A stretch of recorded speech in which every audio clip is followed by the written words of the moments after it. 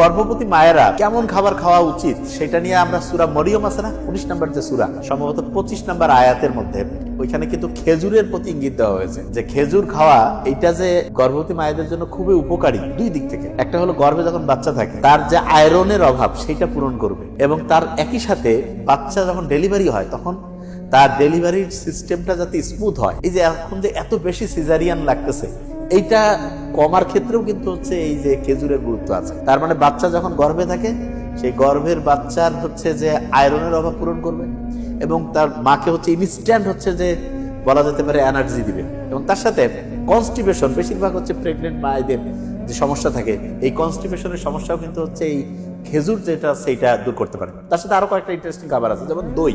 এটা খাঁটি গরুর যে ঘাস খাওয়া যে গরু, সেই গরুর যে দুধটাও খাইতে পারবে, তবে দইটা খাওয়া বেশি উপকারী।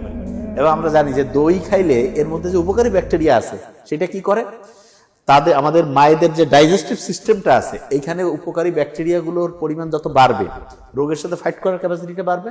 এবং একই সাথে যেটা হবে সেটা হলো যে মায়ের গর্ভের যে বাচ্চা আছে সেটাও কিন্তু হচ্ছে প্লাসেন্টার মাধ্যমে ঠিক পরিমাণ হচ্ছে পুষ্টিটা সরবরাহ পাবে। তার সাথে আরেকটা খাবারের কথা বলবো, সেটা হচ্ছে যে ওই যে অলিভ অয়েল, যেটাকে আমরা বলি হচ্ছে যে জলপাইয়ের তেল। এই জলপাইয়ের তেলটাও উপকারী আর জলপাই খাওয়াটাও উপকারী। জলপাইয়ের মধ্যে যে ভিটামিন সি আছে না, এই ভিটামিন সি কি করে যে ওই যে আমরা যে আয়রন আছে, ক্যালসিয়াম আছে, এইটা শরীরে ঠিকভাবে যাতে হচ্ছে অ্যাবজর্ব হয়, এই অ্যাবজর্পশনে হচ্ছে হেল্প করে। তাহলে গর্ভবতী মায়েদের জন্য সবচেয়ে সেরা খাবারের মধ্যে একটা হচ্ছে খেজুর, 2 নম্বরে হচ্ছে যে যেটাকে আমরা বলি যে ওই অলিভ অয়েল যে রয়েছে, তার মানে হচ্ছে যে সেটার সে তেলটাও খাইতে পারে, আবার তার সাথে হচ্ছে যে জলপাই যেটা আছে সেটাও, এবং তার সাথে হচ্ছে টক দই। এই 3টা খাবার মায়েদের জন্য সব দিক থেকে সেফেস্ট। আর তার সাথে কিছু এক্সট্রা খাবারও খাইতে পারে, যেমন মাছ, তাজা মাছ। খেয়াল রাখতে হবে যে মাছ খাইলে যেটা হয় সেটা হচ্ছে ফাইবারটা আসবে, ওনার শরীরে প্রোটিনের যে চাহিদাটা সেটাও পূরণ হবে।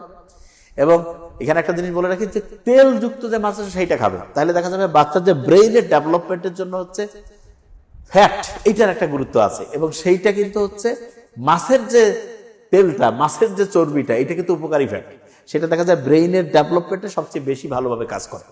তাহলে গর্ভবতী যে মায়েরা রয়েছেন আপনারা চেষ্টা করবেন যে এই ন্যাচারাল খাবারগুলোর মধ্যে থাকতে। একটা হচ্ছে টক দই, তারপরে হচ্ছে খেজুর, তারপরে ওইটাকে যেটা আমরা বলি যে অলিভ অয়েল এবং অলিভ, তার মানে হচ্ছে জলপাইয়ের তেল এবং জলপাই, তার সাথে হচ্ছে তাজা মাছ খাবেন। আর বিভিন্ন রকমের যেই ফলগুলো আপনার হচ্ছে যেই এলাকায় গর্ভবতী মা সেই সময়ের যে সিজনাল ফল, সেইটা তার রোগের প্রতি মানে রোগের প্রতিরোধ ক্ষমতাটাও বাড়াই দিবে, এবং স্বাভাবিক যে হচ্ছে যে বাচ্চার যে গ্রোথ সেটা ইনশাল্লাহ খুব ভালোভাবে মেনটেন হবে। Thank you so much. আসসালামু আলাইকুম।